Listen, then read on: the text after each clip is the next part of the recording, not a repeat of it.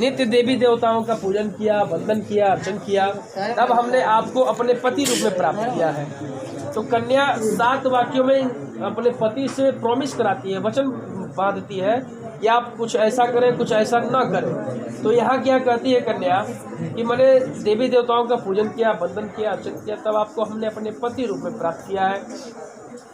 कन्या कहती है गृहस्थ जीवन में सुख और दुख आते और जाते रहते हैं गृहस्थी में, तो उसमें इसकी शर्त ये है कि उन सुख और दुख में आप न ज़्यादा उतावले खुश हो जाएं और न ज़्यादा अत्यधिक क्रोधित हो जाएं। सौम्य में रहें, एक समान रहें, मृदु रहें। यह मेरी पहली मांग है, कन्या ने कहा। अब कन्या की दूसरी वाक्य है, कन्या ने पहला मांग किया, दूसरा वाक्य कहती है कि वापी कूटडागानी यज्ञ यात्रा मौसा नारभेदनुजा देव जीवितावधित, यानी कि इस विवाह के पहले अब तक जो आपने कार्य किया होगा, बावली, कुआं, तालाब इत्यादि बनवाना, बाग बगीचे बनवाना, मकान बनवाना, जो कुछ भी आपने किया वो सब तो किया ही, लेकिन जब मैं अब आपके गृहस्थ जीवन में आपके अर्धांगिनी के रूप में आ रही हूँ, तो अब से जो भी कार्य कीजिएगा तो एक बार मुझसे भी सलाह लीजिएगा, एक बार मुझसे भी कहिएगा, तब उन कार्यों को किया करिएगा। इसकी कन्या ने दूसरा वाक्य कहा।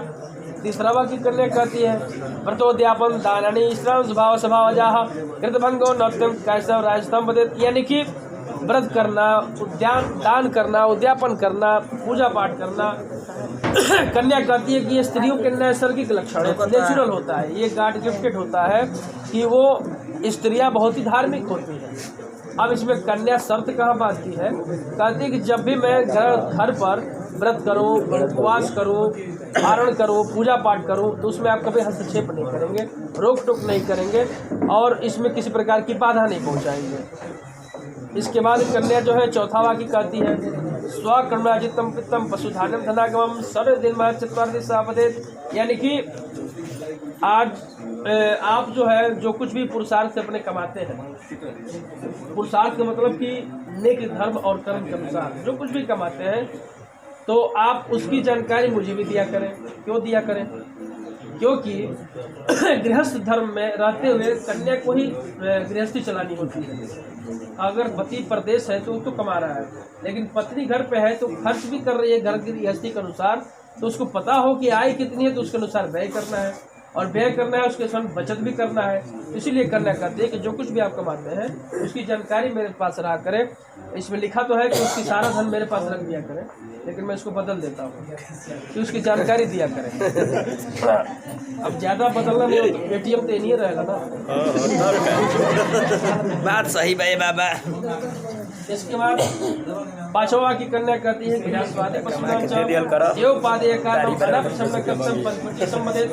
यानी कि गृहस्थ आश्रम में रहते हुए जो कुछ भी आपने खरीदा बेचा वो तो पहले की बात है। अब जब मैं गृहस्थ आश्रम में अर्धांगिनी के रूप में आ ही रही हूँ, तो आपको जो कुछ भी खरीदना है, स्थायी चल अचल संपत्ति या घोड़े गाड़ी इत्यादि जो कुछ भी, तो उसमें आप एक बार मुझसे भी सलाह लीजिएगा, तब इस कार्य को किया करिएगा। इसके बाद कन्या छठवां वाक्य कहती है कि भूषणानि विचित्राणि रत्न धातुर्याणि च ध्यान प्रतिज्ञा खंडिता भी संबंधित, यानी कि आज इस विवाह के मंडप में आपने जो तरह तरह के आभूषण पहना है, जो आभूषण पहनाया जाता है, तो कन्या उसी को कह रही है कि जो कुछ भी आपने आभूषण मुझे पहना है तो भविष्य में कभी उसको लेने का लोभ नहीं करेंगे, यानी शरीर से नहीं उतरवाएंगे, क्योंकि यह सबको पता है, कन्या को पता है कि जो आभूषण डाल में चढ़ता है वो कन्या का होता है और उसको न बिक्री की जाती है और न उसको शरीर से कभी उतरवाया जाता है, यानी कि ये उसका श्रृंगार का एक अभिन्न अंग है, यानी लक्ष्मी रूप में। तो इसीलिए कन्या कहती है कि उसको कभी आप उतरवाएंगे नहीं, लेने का लोभ नहीं करेंगे, बेचने का लोभ नहीं करेंगे।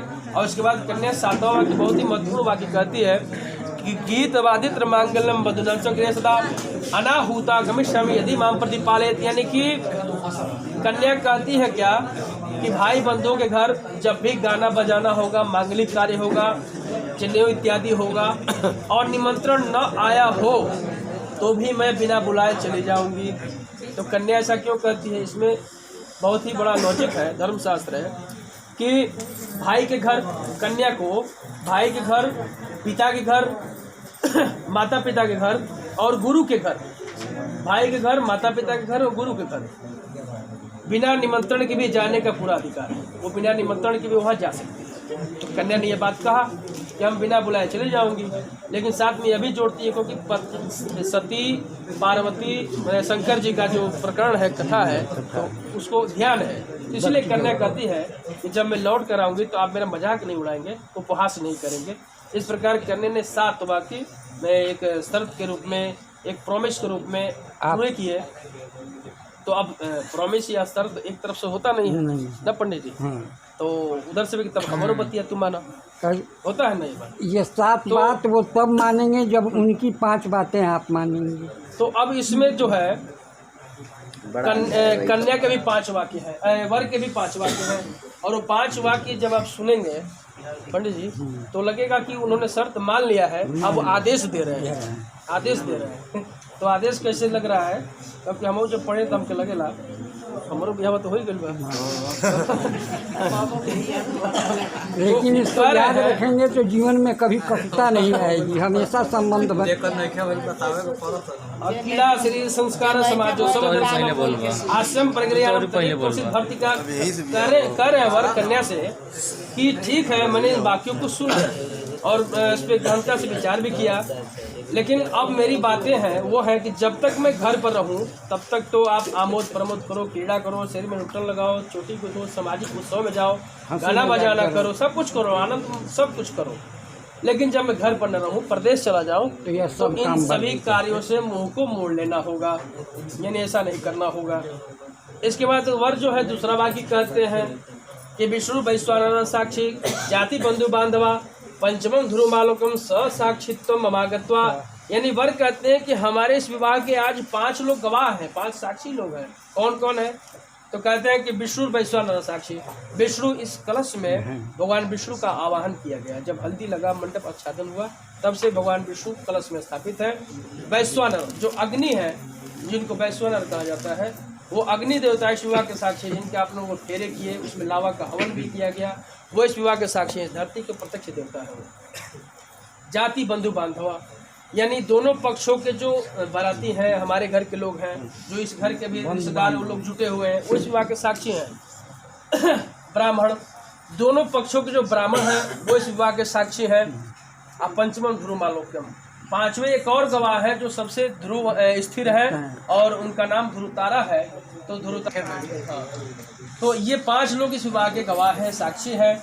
इसके बाद वर कहते हैं दूसरा वाक्य में कि तव चित्तम मम चित्ते वाचम वाचन लोपयत वर्ते में सर्वदा हृदय स्तंभ बनाने, यानी कि जैसा मेरा मन हो, जैसा मेरा चित्त हो, वैसा ही अपना मन रखिएगा और मेरे किसी उचित आज्ञा का उल्लंघन मत कीजिएगा। मतलब मैं जो कुछ कहूँ उसको आप कभी उल्लंघन मत कीजिएगा, उसको अन्यथा मत कीजिएगा, मतलब इसको कहते हैं इग्नोर मत कीजिएगा। इसके बाद वर कहते हैं कि जो कुछ भी मैं कहता हूँ तो उसको आप हृदय में रखिएगा। क्यों रखिएगा भाई, ऐसा क्यों कह रहे हैं? इन्वर्टेड कामा में है कि हृदय में रखिएगा, क्योंकि जो महिलाएं होती हैं उनका दिल इतना कोमल होता है कि कोई बात को वो रख नहीं सकेगी, उनके अंदर छल कपट नहीं होता है, वो बात को किसी और से कह भी देती है। तो वर इसीलिए कहते हैं कि जो कुछ मैं कहता हूँ उसको हृदय में धारण कीजिए, यानी गोपनीय रखिएगा। तो इसके बाद फिर कहते हैं वर कि मम तुष्टि कर्तव्य मधुराम भक्तिराधरा ममाज्ञाम परिपालसा पतिवत प्राणे, यानी कि मुझे जिस प्रकार से संतोष हो, यानी संतुष्टि हो, वही कीजिएगा, उसी प्रकार से कार्य कीजिएगा। और मेरे घर में सभी बड़ों के साथ आदर का भाव रखिएगा और जो छोटे हैं उनके साथ स्नेह का भाव करिएगा, और इस प्रकार से गृहस्थ जीवन का धर्म का पालन करना होगा।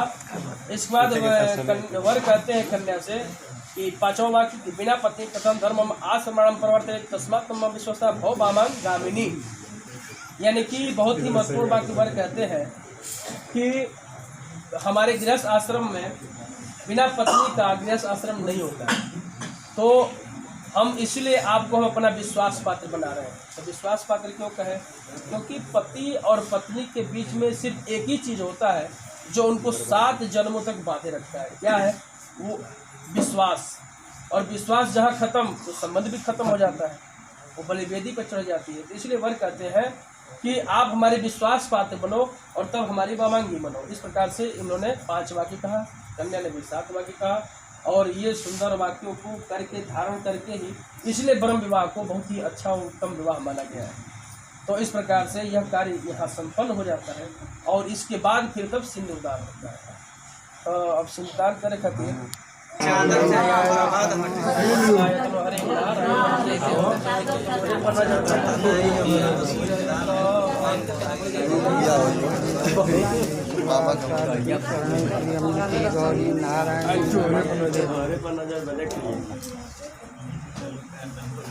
ठीक, अब खड़ा नेवरी के खड़ा खड़ा हो जा और खड़ा हो उत्तर हो जा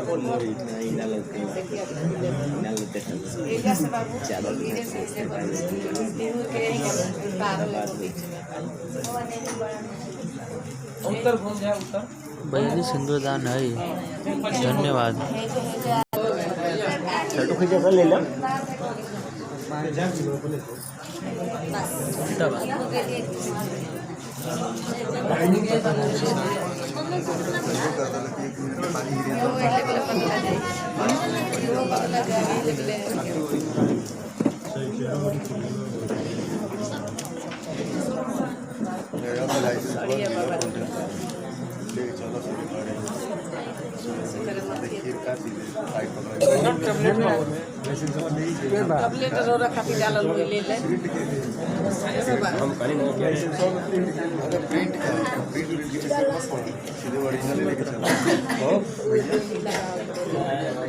समय आई